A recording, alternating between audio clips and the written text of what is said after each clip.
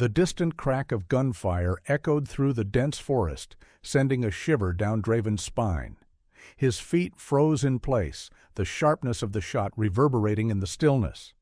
Ahead, an enormous bear limped through the underbrush, its once majestic form weighed down by a cruel snare digging deep into its hind leg. Blood soaked its fur, and its labored breathing filled the air. The hunter had become the hunted, and Draven's heart twisted in sympathy. The poachers were closing in fast. Time was running out. With practiced precision, Draven dropped into a crouch, blending into the shadows as only a seasoned protector of the wild could. He studied the bear's every movement as it staggered through the forest, its dark eyes clouded with pain and fear. For a fleeting moment, their gazes met, two souls caught in the same struggle. The creature was not a monster, but a survivor, much like him. Through the trees, the harsh voices of the poachers grew louder, their boots snapping twigs and rustling leaves. Draven's mind raced. He couldn't face them directly, not with their weapons, but he could outsmart them. He picked up a sharp stone, its edges jagged and weighty in his hand. Without hesitation, he hurled it deep into the bushes to his right. The noise was enough to make the poachers stop in their tracks, their voices tense with uncertainty. This was his moment. He signaled to the bear, quiet, subtle movements urging it to keep moving. The wounded animal seemed to understand, limping forward with painful resolve. Draven stayed close, his every step deliberate, his senses alert. The forest around him felt like a labyrinth, alive with hidden dangers, but he knew it like the back of his hand. He was invisible in its embrace, one with the trees and the shadows. They traveled in silence, the weight of their shared mission pressing down on them both. After what seemed like an age, they reached a small, secluded clearing. The bear collapsed, its massive body hitting the earth with a heavy thud. Its breath was ragged, and Draven felt the pull of urgency in every inch of his being.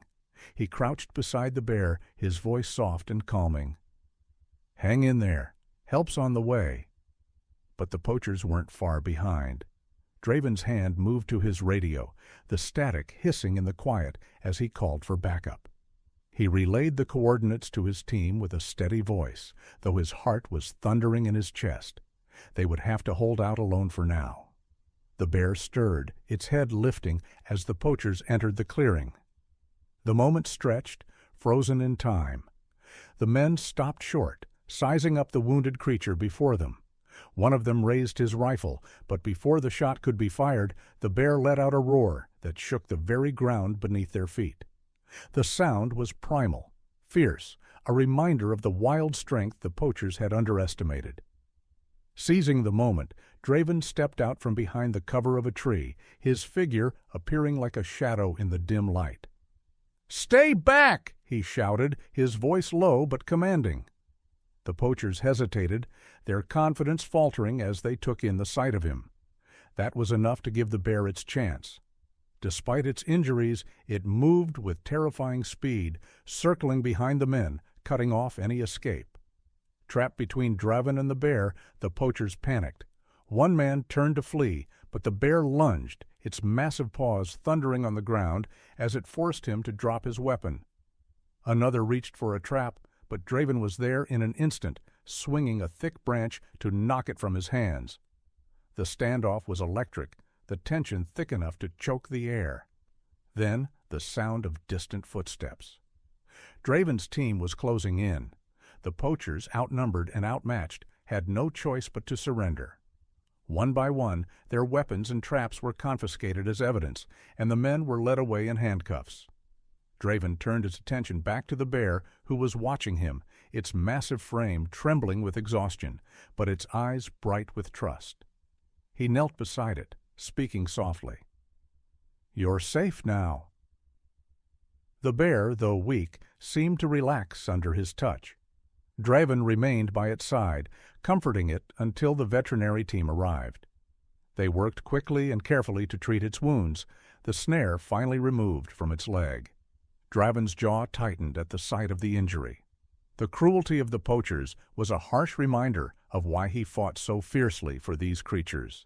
In the days that followed, the bear's recovery became a symbol of hope. The news of the rescue spread like wildfire, inspiring others to join the cause.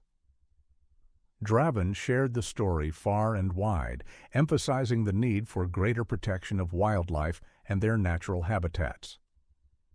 The bond he had forged with the bear served as a rallying cry, igniting a fire in the hearts of people everywhere. Over time, poaching incidents dropped, and the communities surrounding the forest became active participants in the conservation effort. Surveillance systems were put in place, educational workshops flourished, and laws became stricter. Draven's tireless dedication earned him the respect of fellow conservationists and the admiration of the public. His leadership became a beacon of hope for the future. Years passed, and Draven grew older. One evening, as the sun dipped below the horizon, casting the forest in golden hues, he sat on the porch of his cabin. The memories of that fateful day, of the bear's roar, the fear in the poacher's eyes, and the silent understanding between them, remained vivid in his mind.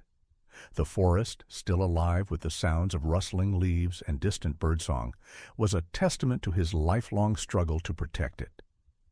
The bear, now long returned to the wild, had left behind a legacy.